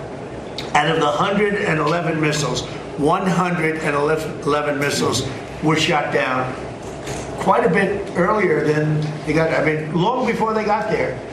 They were shot down, it was almost, in a couple of cases, they were shot down almost as they were taking off. It's incredible technology. So you have a ship that costs billions of dollars, and you have missiles heading to it. 111 missiles were shot down, routinely shot down. And I spoke to the people. I like to reward people. I call them up on the president. And they were cool as a cucumber. Mr. President, on the last week's strikes by CENTCOM has said that those were meant to degrade Iran's ability to disrupt the Strait of Hormuz. How many more strikes will it take to significantly? Well, you never know. Look, I mean, most people would have given up by now. You know, they've got no Navy, they got no Air Force. Most people would have given up. They haven't. So I give them credit for that. I mean, they're known as being tough. They're tough. Back on Ukraine, what is did you tell President Zelensky about the Patriots? Did you explain all that to him? I did. I spoke about Patriots, I spoke to him about Tomahawks, spoke to him about everything. I also spoke to him about, let's get this war over with. So last month they had 25,000 people. It's averaging about 25,000 people a month die. Mostly soldiers, almost entirely, but you know, missiles are hitting areas also, but mostly soldiers. They had 25,000 soldiers. The month before that, it was 32,000 soldiers. I said, you got to get this war over with. I think he wants to make a deal, and I think Putin wants to make a deal. But there's a lot of dislike, as you probably noticed. He seems very reluctant to make concessions, President Putin. Well, nobody wants to make concessions, but they're both going to have to make some concessions. I mean, they got to make a deal. 25,000 young, beautiful people, soldiers, mostly soldiers, are dying a month. It's, I ended 8 wars. That was the war I thought would maybe go first. And it really hasn't. It's gone less. I mean, I ended wars that were, in theory, much more difficult to end. We had a couple that were into the 30-year category. Well, the Congo, look at the Congo and Rwanda. That was our nasty war. And peace, I don't know how long that was going to stay, but we ended India, Pakistan. 11 planes were shot down. That was raging. That was good. I used tariffs. I said, if you're going to go to war, 250% to each of them. And they screamed and yelled and were very angry. They were both angry about it. And a day later they called and they said, we will not go to war. I mean, I ended up, and the Prime Minister of Pakistan said I saved 50 million lives. Because that's 2 nuclear powers, serious nuclear powers. Thank you very much, everybody. Thank you. Can you rule out that Iran is behind the water attacks? Can you rule out that Iran is behind that cyber attack? No, I think that Minnesota is behind it. You know who's behind it? Minnesota, because they're grossly incompetent. I think the governor's behind it. I don't think there was an Iranian cyber attack. I think that Minnesota ought to get its act together. It's one of the worst run states. JD will tell you. He found tremendous corruption in Minnesota. Yes, sir. And by the way, just gave me a report. Massive future things having to do with corruption in Minnesota are happening right now. Thank you. Have you talked to Senator Fetterman about leaving Thank you, guys. Thank you. Thank you. All right, guys. Okay, so what President Trump was talking about there, which you guys, I don't know if you heard, but there was a cyber attack in Minnesota and regarding their water systems. And of course, Tim Walz quickly decided what he was going to do was blame it on the Iranians. President Trump quite emphatically saying, no, it was not the Iranians. It was your own lack of competence. So that's what he was referring to there. I'm sure more information will come up as time goes by. Before we leave, just want to let you guys know I'm going to do the regular show at 5 o'clock today. I'll have an actual one of my shows. We're going to cover a couple different things, but I want to share a couple things with you before we go. Beforehand, before President Trump started speaking, I had showed you this. Kamala Harris bought a new $8 million mansion. Socialism is great, isn't it? $8 million mansion in a neighborhood with no black people. Interesting that you're all for DEI except for where you live. And here's her new $8 million mansion. And there's no black people in her neighborhood. None whatsoever. So much for the diversity and all that crap. You're full of it. Now, more importantly, with what's going on in Spain, they talked a little bit about there, but I wanted to show you a couple of these things. From Marco Rubio's office, Department of State, the United States stands with the people of Spain and all Europeans against this egregious violation of their sovereignty and human rights. This is unacceptable. This unacceptable incident is a direct result of the Spanish government's deliberate efforts to enable and facilitate mass illegal migration into Europe. That's very important. They have now determined, yes, it was an invasion, but it was facilitated by the Spaniards themselves, or rather, the government. We are considering actions to defend Americans at home and abroad from this threat and stand ready to assist other European allies considering similar options. So you say other countries we're going to help. What countries? Well, I told you about Italy yesterday. Now it's starting to spread like a little fungus. We're done with this crap. Sweden joins Italy and Finland and requests a suspension of the Schengen agreement with Spain. So now Sweden wants nothing to do with this. Italy wants nothing to do with this, and Finland wants nothing to do with this. The European Union is quickly becoming a non-union. They don't want any of this stuff that the globalists were trying to put onto them. Next person, this woman is Alice Weidel. She declares Germany is finished with the immigrants now. Within 100 days, this is amazing. Within 100 days, I will close the borders, eliminate subsidies for migrants, and carry Germany's largest deportations. The walls are closing in on the globalists.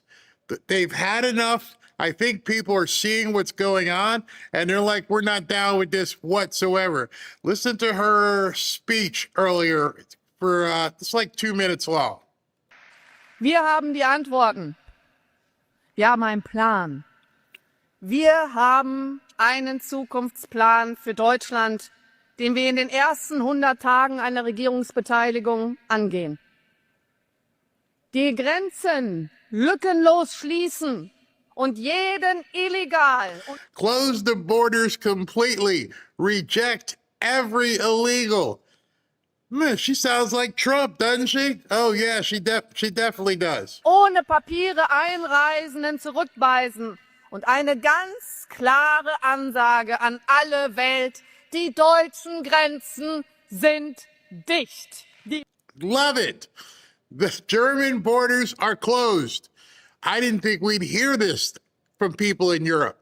I thought many of the people in Europe were all intertwined with this. Now it makes sense. It makes absolute sense why the Department of State would have put out this message. Because I was wondering when I saw it this morning, we are considering actions to defend Americans and ready to assist other European allies considering similar options. So we are going to help some of these countries who want to close their borders and lock it down. Right now, you've got to feel that some of these globalist cucks that are running around are starting to feel some serious trepidation that it's spreading just because of what we were seeing on television. Let's continue with the German lady here. Liebe Freunde, Sie sind dicht. Die Versorgung von Asylbewerbern von Geld auf Sachleistungen umstellen.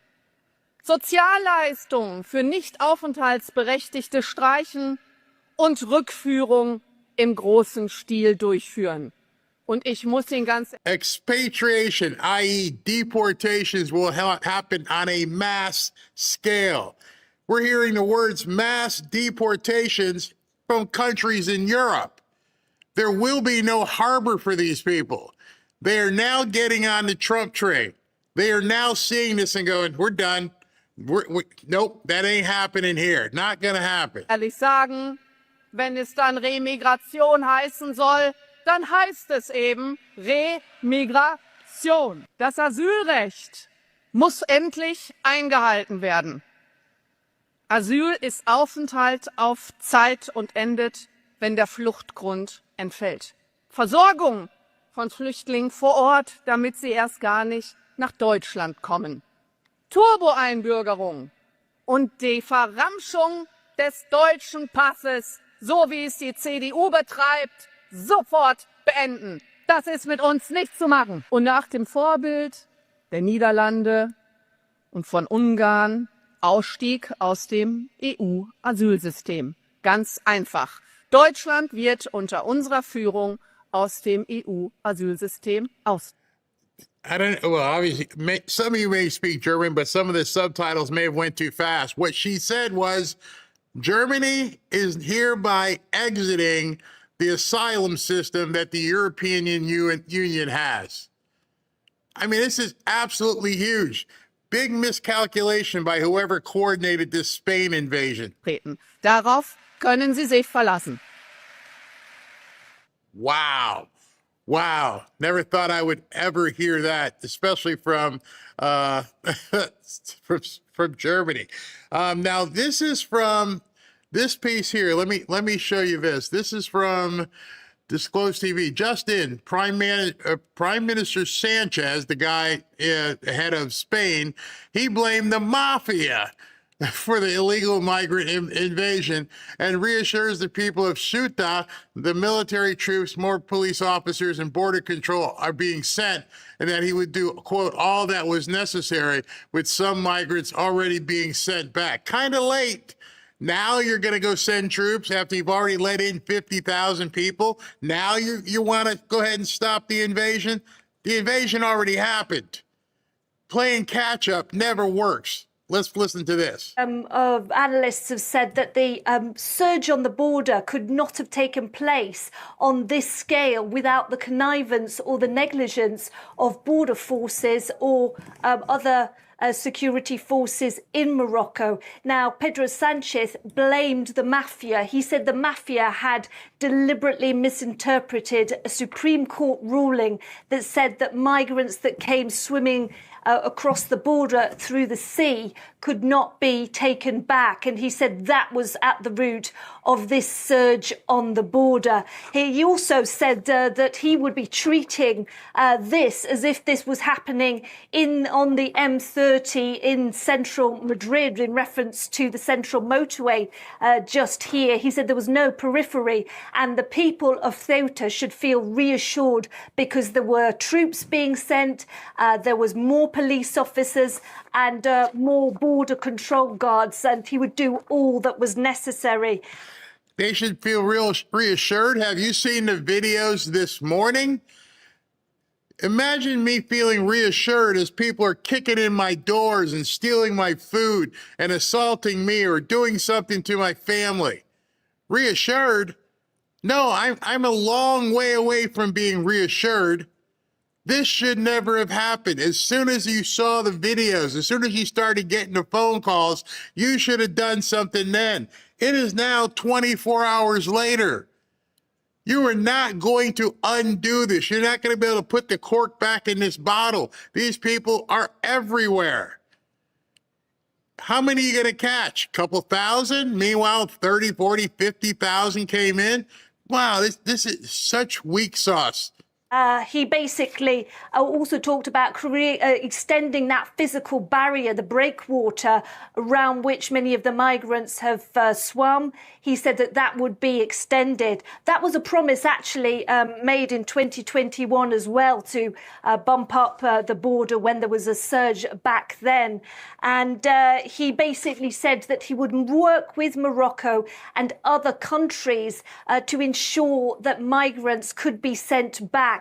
And I can just let you know that according to police sources quoted by the Catholic newspaper Copy, 12,000 migrants have already gone back to Morocco, as some of them... 12,000 went back? Let's go ahead and take that at face value. Let's just go ahead and agree she just told the truth. The Catholic News, whatever, said 12,000 went back. Then that tells me there was even more than 50,000. 12,000 of them went back. How did they get back? They got transported there. Did you send buses to go pick them up to bring them back? Did they have to get back in the water and swim back to Morocco? How exactly did 12,000 people decide all of a sudden in the middle of the night, you know what, this place, Ceuta, sucks, let's go back over there? Now, at the same token, sit back and understand borders. You got people going back and forth on their own, deciding where they're going to go. That means you don't have a border. Because that means the people in Morocco don't know who the 12,000 people who just came back into their country. There's no way you processed 12,000 people in a couple of hours at night. No, Not possible. No, I don't believe it. Did it voluntarily when they realised the reception centre in Ceuta was completely overwhelmed and it was very difficult for them to get food and water, some of them saying that they realised the police would send them back anyway. Mafia? You're blaming this on them. What mafia? I don't think there's mafia, the kind of mafia I know. I don't think there's mafia in Morocco. This is just a nightmare scenario. But now you understand why President Trump had to lock down the borders. Not after the fact, not try to solve a problem that you already created. We need to solve the problem before it becomes a bigger problem, before that kind of stuff continues. And you know doggone well that this is specifically what the Democrats will do should they ever get back in power. But it probably wouldn't look that crazy because next time they get in power, it'll be quite civilized. They'll just let them in. You don't have to storm in. Just come on in. Come on in. Don't worry about it. However many you want. We're going to be open from 8 to 12 today. However many you guys can come in, just come in. This country will be completely screwed if the Democrats ever gain power. And I noticed the trolls that come in, sorry, SV couldn't make it this morning. But we can never let this happen. We are being invaded ourselves still, mentally. We have people who want to destroy this country. The reason why trolls are prevalent, the reason why they go all around is because they're trying to wreak havoc. They're trying to get people off their game. They're trying to get people to not understand what these DSA people are trying to do. And I don't want to blame it just on the DSA. The communists are the communists. It's much more nefarious than that. They are just tools. They're the tool of the day. They are the tool du jour. It's been their plan for quite some time to overload everything here in America. What's the lady's name? There's a term for it. I drawn a blank. I remember it. But the plan was to overload the welfare system, to completely just come in and bring as many dependent people and then have them, in addition to overloading the welfare system, is to continue breeding so that you continue to overload the welfare system. While American births go down because people are doing things where they can't afford it, so they have less, these people who get everything continue having more children. And they just keep going and going until at that point the country implodes because we can't afford to pay for all these people on SNAP benefits and Medicaid and bus passes and everything else. Cloward pivot, that's the strategy. If you guys want some homework, go look up Cloward pivot. It just popped in my head there because that's been the strategy for quite some time. The DSA and all this stuff that you're seeing with the communists, that's just new.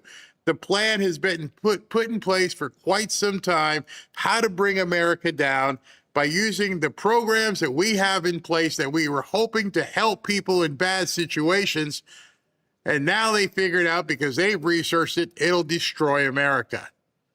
It'll bring it to its knees. Other countries in these globalist nuts probably laughed. Like, wait a second, they got programs where they just give people money? Where'd they get it? Oh, they take it from other people. But what happens when there's not enough coming from the other people? Chaos. Because these people, when they can't eat, and they have no clothes, and they have no transportation, and they have no medical coverage, that's when all hell breaks loose. Cloward pivot strategy, that's how it all came from. I don't even know how old that is, but they've been looking, how can we get this executed? How can we run with this strategy? Go look that up in your meantime here, because you'll see. What else? I think I'm going to stop there. Somebody says that's what Muslims have said on videos. Producing more children on your dollar. Exactly. Americans being frugal, I can't afford five. I remember when I went to high school, the Irish families that were in our school district would have 6, 7, 8 kids. And now people just don't have that many kids, whether it's lifestyle or otherwise, or fiscal. It's like we can't have these giant families. But these people, as the gentleman or woman says here, that's their strategy. Get in the country, have as many kids as possible, and you're going to have to pay for it. It's been the plan for quite some time. And it had almost got to the point where it was going to work. Foreigners are here. A bunch of them are in Congress. Yes. Oh, yeah. Somebody says it's from the 60s. Yeah, these radicals have been working on this stuff for decades. Absolutely. I remember Cloward Piven circa 1963. So understand, as you're watching news today, you're seeing some of the crazy stuff going, this is nuts. Well, no, it's not nuts. If you look at it and realize this has been the plan all along. They just couldn't execute it for whatever reason. But the idea was, oh, we're going to create all these programs to help all these poor peoples, but then nobody's checking out who the poor peoples are. And then we could bring more people in who are more poor people, and then they have to pay for them. They got to give them their food, their medical stuff, their housing, until the point where what happens when we can't afford to do that? Make them work? No, they've been fat and happy staying home watching Jerry Springer reruns. And so now this is part of the reason why you're seeing people scream. Notice one thing that people don't talk about. When they talk about that people can't afford things anymore, that's what they say, the whole affordability. Notice how the affordability argument coincided with stopping SNAP benefits and illegal welfare. Because all these people who got stuff for free now can't afford stuff because they haven't changed the other side of the coin. Okay, you're not getting SNAP benefits, so if you want to eat, if you want to drive, you need to get a job. And these people still are clawing and stealing and trying to keep the benefits. And so the affordability plus the lack of real education, when I say lack of education, I'm sorry, taking basket weaving at some college paying 50 grand a year already tells me you don't have the education, because you should have known that that degree was going to be completely worthless. Do you guys ever do any searches when you go to the guidance counselor? What would you like to do? I would like to be a community organizer. Oh, there's big money in that. What do you want to do? I want to be an art school designer. Think about how many people are in graphics arts or some sort of design or marketing, paying $40,000, $50,000 a year to go to some school, and then they graduate, they're already obsolete. And at that point, their devaluation makes them angry. I can't afford anything. I took out all this student loan debt. I can't get a job because it's coming. We're in 2026 now, and AI just it was funny. Somebody sent me a text message because I was talking about the advancement in AI and how fast it was moving. And I said, here we are at Grok 4.4 or whatever. And then somebody sent me an email or a text and said, Barry, they're releasing Grok 4.5 or 4.6 right now. It just keeps moving. So you're in school, going to cake parties, doing else what kids do these days. Well, I don't know what they do these days. And you're paying 40 or 50 grand a year to come out and have a marketing degree. And when you get out in 2029, Grok owns you. Nobody needs you anymore. You are already a fax machine. You went to school for 4 years, spent 200 grand to come out with something nobody needs and nobody's going to pay for anymore. So go pour me some coffee and shut up. And who knows, by 2029, you might not be able to pour coffee. So they're despondent. They're completely hopeless. I'll never buy a house. It's not Trump's fault. It's not yours or my fault. It's not any boomer's fault. You can't buy a house. Your decisions that you've made in your life precluded you from buying a house. The people you laughed at who couldn't get into college and decided they wanted to go learn how to be electricians, they're making 200 grand a year laughing at you. And you're wondering, I'm better than that. I got all A's in school and I went to this college and now I can't do anything with my life. But at the same time, you don't look over at the lazy people. You don't look at the newcomers and say, how can they have all that? And I'm eating ramen. So I understand their anger. I understand everything that they're going through, but they're blaming the wrong people. They should be blaming the Democrats, the professors, the Randy Weingarten of the world who put you in this track here. They sold you a track of obsoletism. Understand, if you are a freshman right now and you're going into college in another, 30 days, you're going to show up on a campus somewhere. If you're spending tens of thousands of dollars as a freshman to learn or get involved in a profession that 4 years from now won't be there, how can you blame anybody else that you can't have any success? I can't buy a house. Boomer shut the door behind me. Whine, whine, whine, instead of thinking, you know what? Maybe I shouldn't be putting down $25,000 or $30,000, $40,000 a year to go to this college. Maybe I should spend, $5,000 or $6,000 and learn what's going to provide me with a future so I can buy a house. Maybe instead of going to college and learning Baroque art and looking for an art gallery 4 years from now, maybe you learn how to drive a truck. Maybe you go to trade school. It's not there anymore.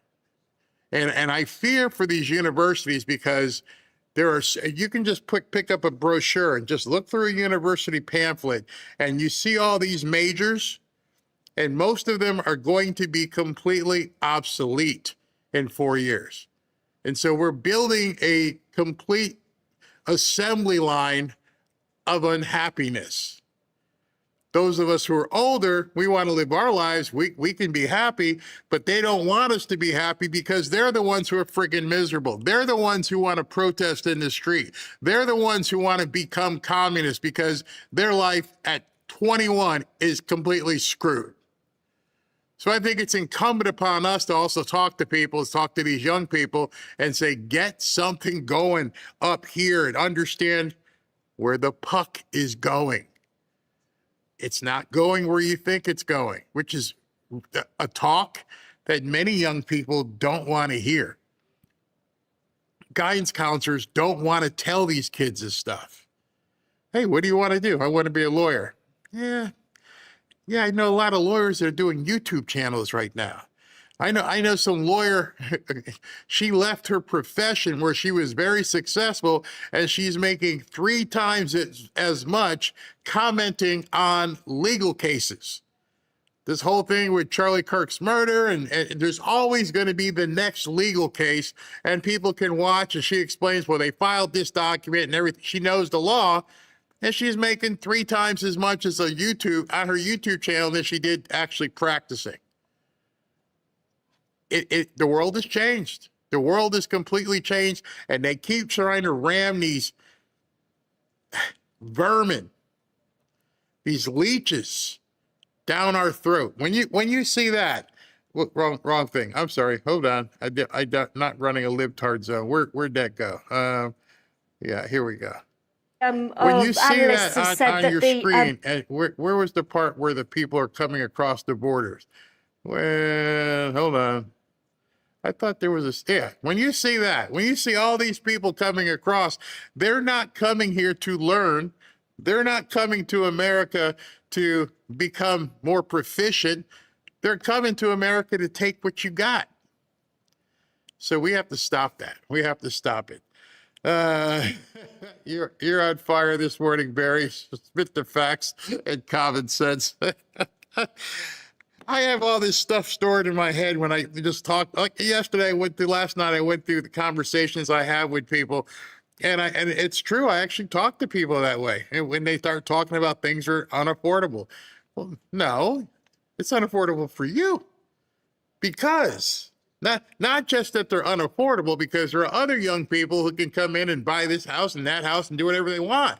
It's unaffordable for you because of your life decisions. That's why it's unaffordable. Let's see. It doesn't hurt to have a side gig of streaming or commentating. A lot of the streamers I watch are part-time streamers working hard to go full-time. Yep, eventually that you can actually get there. Once you become proficient, you've got everything down, what you want to talk about. You know, one of the things people have asked me all along is how did you do this? What did you do? I couldn't do and talk about mechanics. I don't know anything about fixing a car. But if you know that and you're proficient and you're enthusiastic about it, sure, there's a market for it. There's a market. And let me close with this. From the time you wake up to the time you go to sleep, you are a consumer. You are consuming something throughout the entirety of your day. And so at some point, somebody is going to be looking for some information based upon other people's consumption habits. When you're sleeping, like, oh, I could use another pillow. My pillow, not to say my pillow anymore because of what Mike did, but my pillow, my blanket, my sheet. Oh, let me go take a shower. My soap, my shampoo, my conditioner, my my skin. And when you break it down like that and you say, I know something about that. I know something about skincare. There's so many beautician people who do YouTube channels. I know something about toothpaste. I don't know. I know something about how soap is made. I can make my own soap. I've made my own soap. Not me. I'm just saying there's people who've done it. Hair. Why would you use this brush versus that brush? Pets. Everybody's got a pet. Some people are more proficient at training their pets. What I'm saying is everything I just said, none of it goes through a 4-year college of $50,000 a year to pay for it. I would rather go through hard knocks and make 50 grand a year than pay somebody 50 grand a year. Because if people learn how to do certain things, nobody can ever take it from you. Enough with the sermon right now. All right, so let me go ahead and let me check. I always like to check and see if President Trump posts anything before we go and do super chats, and then I got to go have some lunch and get ready for the 4 o'clock show. Nope, President Trump hasn't posted anything new. So let me go ahead and do some super chats. And we can convene at about 5 o'clock, which I'm sure there'll be a lot of news to discuss. We're going to be making some changes, as I said here, beginning next week, going more to a quicker paced news show. Lots more stories, not long 20-minute interludes. Bam, bam, bam, bam, bam. Chopping it up, going through. Maybe some of the shows might be shorter, but at the same time, they'll have more packed information. Maybe, like I said, not maybe, but back in September, we're going to be going back to 2 shows. The second show at evening is going to be an hour max. It's going to be like a Jesse Waters 60-minute show. Boom, in and out. And just bring to you guys as much stuff as possible. All right, so running on here. Tinley, do you feel the pain that we on the right have to win every single battle, whereas one loss to the left and it goes back to a crap hole immediately? Yep, we've said that many times, even when we're talking about terrorism. We have to be right all the time. They only have to be right once. Soul Cram, I just had Minnesota Haker send me a text about Apple. Minnesota Haker? Interesting. Yeah, Apple got some trouble today. Alec, it seems that all the events at this time, such as the snack bar people, communist uprisings, and other stuff, are deep state's last breaths. I call it agonal breathing. And you know what's weird is that we can talk openly about communism. We can talk openly about socialism. We can talk openly somewhat about the deep state. But when it talks about the snack bar people, we have to be talking code. That's got to end. At some point, all of our language needs to be recovered. And I'm not being racist when we should be able to talk about them like we talk about the Italians in the mafia or any the people in Hell's Kitchen with the Irish. Why can't we not talk about them in the same vernacular? Linda, I love Trump, voted for him 3 times, but I'm getting a little PO'd at him over the debt. He talks about tariff money, but never paying down the debt. Have you heard anything about this? You really want me to ask you a question? All right, Linda, let me ask you a question. The national debt that you ask about right there. Everybody sitting here is like, they know what's coming. How has it personally affected you? How is the debt clock that's in New York ever personally affected you? Whether the tariff or anything else, how specifically financially, maybe emotionally, how, other than knowing that this debt clock is ticking, how has it personally affected you? I'd love to hear that. Tinley, I won't be surprised if some trolls in the chat are newcomers themselves. Absolutely. They prey on emotions of weak-willed. They got Obama phone and they make troll accounts. Yeah. You imagine how boring your life must be to just do that all day long, is just be a complete dick. Crazy. Ernest, I went to the School of Hard Knocks and became a truck driver, tow truck driver, and a mule packer and guide in National Park. You can do anything that you put your mind to. And it didn't cost you $50,000 a year to make that happen as well. All right, everybody. What's to say? What's the point of paying off the national debt when so many fraudsters are still driving it up? What is the national debt? Has anybody ever thought of that? What exactly is the national debt? Now that you know so much fraud has happened, was there ever a true national debt? Or was it just a mechanism to keep people clawing, to keep people having to feed this machine? Because we're hearing, I mean, just J.D. Vance today said $230 billion. Imagine that over a span of 40 years where we wouldn't have had to borrow to pay this stuff off. It's absolutely crazy. All right, everybody, I will see you tonight at about 5 o'clock. Go get some lunch, and I will see you then.